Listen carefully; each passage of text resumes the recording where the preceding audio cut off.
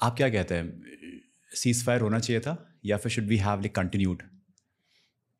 तो देखिए ना, इसमें ये सब चीज़ों को समझने के लिए इसकी पृष्ठभूमि समझना बहुत ज़रूरी है। बताइए सर। तो शायद आपके दर्शकों ने वो दौर देखा ना हो, मैंने देखा है, तो मैं आपको इसकी पृष्ठभूमि दूँ। जी। 2000 में पार्लियामेंट पे अटैक होता है। Parliament, the heart of your democracy, जो प्रजातंत्र का गढ़ है, उस पे अटैक होता है। हम मोबिलाइज करते हैं 20-24 महीने और कुछ नहीं होता उसके अंत में। उस समय जो जिसे कहते हैं ना, the military instrument was blunt, पैना नहीं था। सो आपके पास ये क्षमताएं नहीं थी, ड्रोन्स की नहीं थी, इस टाइप के 4.5 जनरेशन रफाल एयरक्राफ्ट। हम वीक थे, वीक नहीं थे, but the capabilities were not calibrated, pointed, blunt. So कहीं ना कहीं मतलब एक आम भाषा में हमारे पास वो सारे एम्युनिशंस या फिर पर्याप्त नहीं थे कि हम लोग उसका जवाब दे सकें। तो वी हैड टू से कि नहीं, उस पैनेपन से, उस तेजी से जैसे हमने दिया है, जैसे इस बार दिया जी। That is the first point जी। देखिए, एक आचार्य चाणक्य, उन्होंने एक बड़ी अच्छी बात कही। आचार्य चाणक्य ने कहा था, अगर शास्त्र को भूलोगे तो अपनी संस्कृति खो दोगे, अगर शस्त्र का त्याग करोगे तो राष्ट्र ही खो दोगे। क्या कह रहे थे वो? कि a good smart nation knows where to keep its instrument of force. शस्त्र जो है instrument of force, not a really a rifle, ji. instrument of force in your strategic calculus. मतलब जो आपकी सामरिक शैली है, स्टेट क्राफ्ट, उसमें आप अपने इंस्ट्रूमेंट ऑफ फोर्स, शस्त्र को कहाँ रखते हैं, उसको कितना महत्व देते हैं, वो तय करेगा कि राष्ट्र किस प्रकार का बनेगा। Now, I would say उस जमाने में the instrument of force was little peripheral in our calculus. जो हमारी सामरिक शैली थी उसके किनारे में था, तो उसका इस्तेमाल ना हो सका। 26/11 में आपको पता है क्या हुआ जी। अब आपने कहा भाव, उस टाइम के भाव क्या थे? Arun Shourie is a political commentator, later on I think he became minister also. उन्होंने कहा उस समय का जो निराशा थी, जो एक हताश थे लोग कि हम कुछ कर ही नहीं पा रहे हैं। और उन्होंने कहा, not an eye for an eye, not a tooth for a tooth, for an eye both the eyes, for a tooth the whole jaw. ये भावना थी। एक और, there was a leading figure who mocked the instrument of force and he was not wrong. उन्होंने क्या बोला? उन्होंने कहा, मतलब क्या कहते हैं उसको, उल्लास किया, मजाक उड़ाया। कहा आपकी जो एयरफोर्स है ना, वो ग्वालियर से उड़ती है ऊँ करके और अमृतसर में लैंड कर जाती है। It does nothing across. So I'm making some. सही थे उस समय के हिसाब से सही थे, did nothing, सही थे। तो देखिए, एक भावना थी, एक जो मैंने शस्त्र की बात की, आपकी सामरिक कला में इट्स पोजिशनिंग, हकीकत ये थी जी। KPS गिल का नाम सुना आपने? सर। अच्छा, तो he was at the forefront of terror. Punjab की जो आतंक के खिलाफ लड़ाई थी, उसका उन्होंने बहुत शानदार नेतृत्व किया। What was his professional advice? उन्होंने सलाह क्या दी? उनकी सलाह ये थी कि you will never win the war on terror by chasing terrorists, you will win it by overwhelming the adversary. क्या मतलब है इसका? क्या मतलब? 3 दशकों से हम टेररिस्ट चेस कर रहे हैं। I am not demeaning it, but वो दस्ते भेजते हैं, हम उनको कश्मीर में पीछे पड़, काफ़ी हाथ आते हैं। मतलब I have commanded Baramulla, I know how difficult it is. मैं डिमीन नहीं कर रहा हूँ उसको, बट हकीकत ये थी। जी sir. You can either chase terrorist, या तो आप टेररिस्ट के पीछे भागते रहें या आप स्रोत पे जाएं। अब बड़े कारणों से हम स्रोत पे कभी नहीं गए। ऑपरेशन सिंदूर की प्रमुख उपलब्धि ये है कि उस समय की जो भावना थी, जो विवेक था गिल साहब का, हमने उसको यथार्थ में तब्दील कर दिया। It is a big departure from the past. जब आपके लोग कहते हैं ना, और क्यों नहीं किया, आप ये तो सोचें क्या हमारा हाल था और क्या हमने किया। अब देखिए, संभव क्यों हो पाया? अभी जो आपकी सैन्य प्रणाली है, it is precise, calibrated, long range kinetics.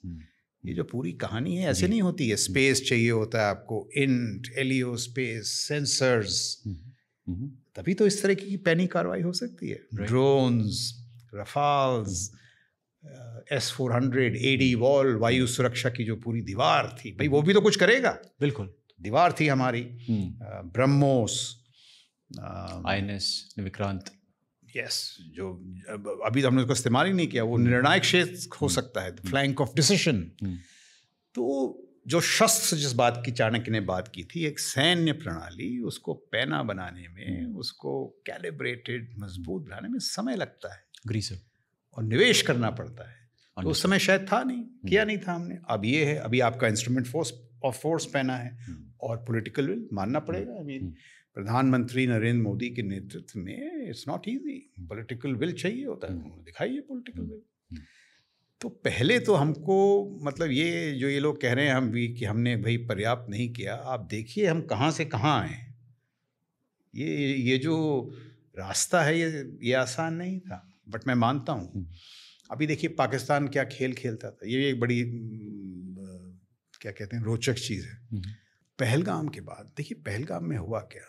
Pahalgam में मतलब 16 अप्रैल को आसिम मुनीर तकरीर करते हैं, विच इज़ डॉग विस्लिंग, वही हिंदू मुस्लिम कश्मीर जगलर वेन फलाना फलाना। और 22 अप्रैल को जो बर्बरता हमें दिखी, जिस बेरहमी से लोगों को मारा, ये पहले कभी नहीं हुआ। कम्युनल टेरर, रिलीजियस टारगेटिंग, बच्चों के सामने उनके पिताओं को मौत के घाट डाल दिया गया, गोलियों से भून दिया गया। हनीमून्स टर्न्ड इनटू फ्यूनरल्स, हनीमून जो थे अंतिम संस्कार में बदली हो गए। तो ये जो चीज़ थी, इट वाज रियली, जैसे कहते हैं नीच हरकतों से भी नीच। अब भारत के पास विकल्प क्या था? भारत ने कहा प्रधानमंत्री जी के नेतृत्व में कि देखिए जो आप ये जो स्कूली झांसा आप देते हैं कि आप करेंगे आतंक और फिर कहेंगे nuclear, so we called their nuclear bluff. This is a big gain.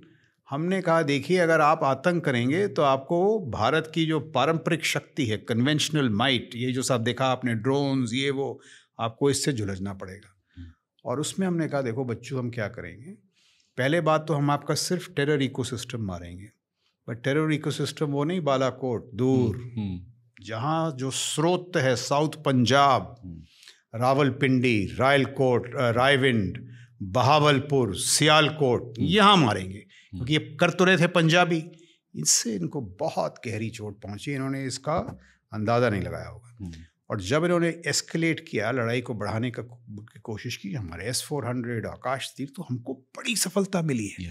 उसके बाद हमने इनके एयर बेसिस को मारा, सरगोदा जहाँ इनका न्यूक्लियर मिसाइल कुछ है, चुनिया, तो इनको अच्छी तरह से पता है। और हकीकत ये है, लोग कह नहीं रहे हैं, इनके DGMO भागे गए हमारे DGMO के पास, मतलब फ़ोन पे कि बंद करो इसको।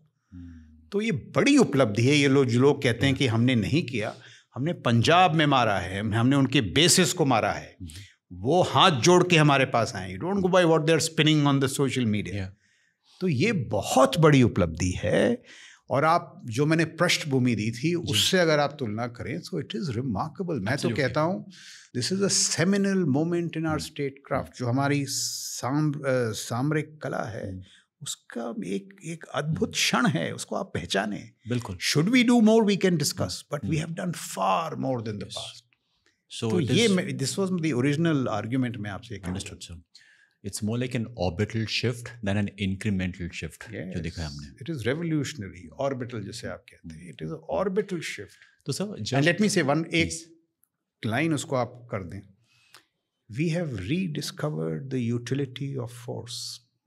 जो चाणक्य ने कहा था शस्त्र, rediscovered the utility of force, कि भाई सामरिक कला में जो सैन्य प्रणाली है उसका किस तरह से उपयोग किया जाए हमने दिखा दिया है।